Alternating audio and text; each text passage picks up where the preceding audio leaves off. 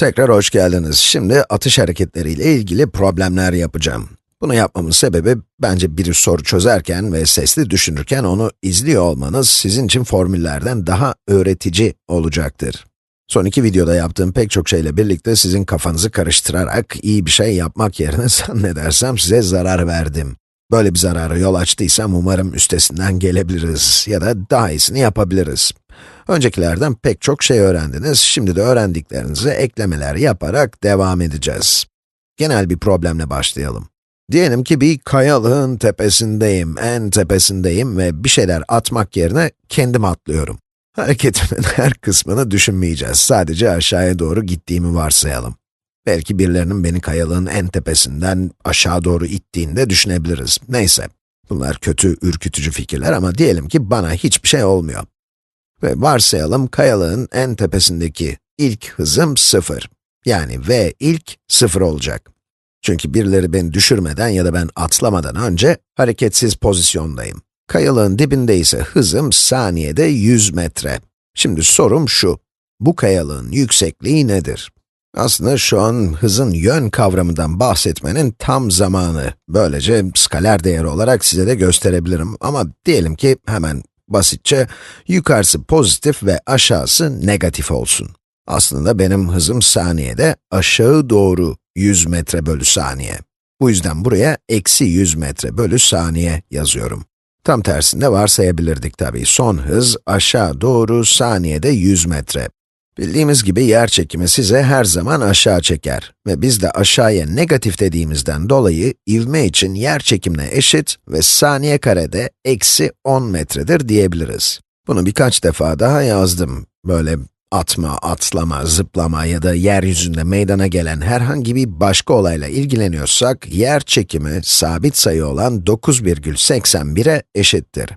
Fakat bu soruyu şimdi hesap makinesi kullanmadan yapmak istiyorum ve saniye karede 10 metre olan birimi eksi 10 olarak değiştiriyorum.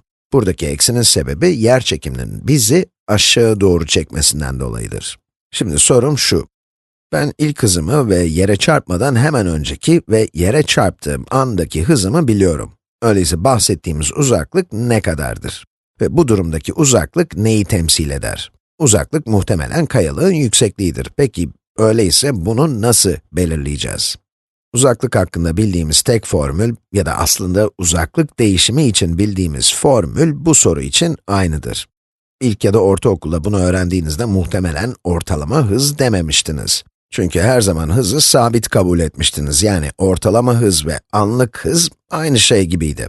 Şimdi hızın değiştiğini bildiğimiz için uzaklık değişimini aynı zamanda ortalama hızla ifade ediyoruz. Ve uzaklıktaki değişim de ortalama hız çarpı zamandır. İşte tam bu noktada sezgilerinize güvenmelisiniz. Hız aslında uzaklığın zamana bölünmesidir. Ya da diyebiliriz ki uzaklıktaki değişim ortalama hız çarpı değişen zaman. Biz her zaman sıfır noktasına başladığımızı varsaydığımız için zamanı da sıfıra eşit kabul ettik. Bu yüzden şimdi uzaklık eşittir ortalama hız çarpı zaman diye yazabiliriz. Belki ileride zaman ve uzaklık olarak sıfırdan başlamadığımız durumlar olacak. O zaman uzaklıktaki değişim eşittir ortalama hız çarpı değişen zaman demek zorunda kalacağız ama neyse. Bizim bildiğimiz formül bu ve bakalım bu formülle neleri ifade edebileceğiz. Ortalama hızı belirleyebilir miyiz? Ortalama hız çok basit. İlk hızla son hızın ortalaması değil mi? Dolayısıyla ortalama hız, eksi 100 ve 0 sayılarının ortalamasına eşit, yani eksi 100 artı 0 bölü 2. Bu da eksi 50 metre bölü saniyeye eşit oldu. Ortalama hızı hesapladık, peki zamanı bulabilir miyiz? Biliyoruz ki hız, yani hızdaki değişim, son hız eksi ilk hızdır. Çok zor bir şey değil, ezberlemek zorunda değilsiniz. Evet, değişim son hız eksi ilk hızdır ve bu denklem ivme çarpı zamana eşit. Neyse, buradaki hız değişimi nedir şimdi? Son hız eksi 100 metre bölü saniye ve ilk hız 0. Ki bu da eksi 100 metre bölü saniyeye eşit olacak. Şimdi bir parça konunun dışına çıkıyor gibiyim ama bence ne yaptığımı anlayacaksınız. Evet, bu ivme çarpı zamana eşittir demiştik. Peki, ivme neydi? İvme eksi 10 metre bölü saniye kareydi çünkü ben aşağı doğru gidiyorum. Eksi 10 metre bölü saniye kare çarpı zaman. Evet, burada tatlı bir eşitlik, bir denklem oldu. Şimdi her iki tarafı ivmeye bölebiliriz. Eksi 10 metre bölü saniye kare, negatiflerde giderse ki olması gereken de budur. Çünkü negatif zaman olmaz, değil mi? Negatif zaman diye bir kavram var mı? Zamanı pozitif varsayıyoruz ve evet, pozitif bir sayı elde ettik. Bu da iyi bir şey. Demek ki doğru gidiyoruz. Zamanı 10 saniye olarak bulmuş olduk. Şimdi bakalım neleri elde ettik, bir görelim. Zamanı, ortalama hızı ve şimdi sıra kayalığın yüksekliğine geldi. Uzaklık ortalama hız yani eksi 50 metre bölü saniye çarpı 10 saniyeye eşit oldu.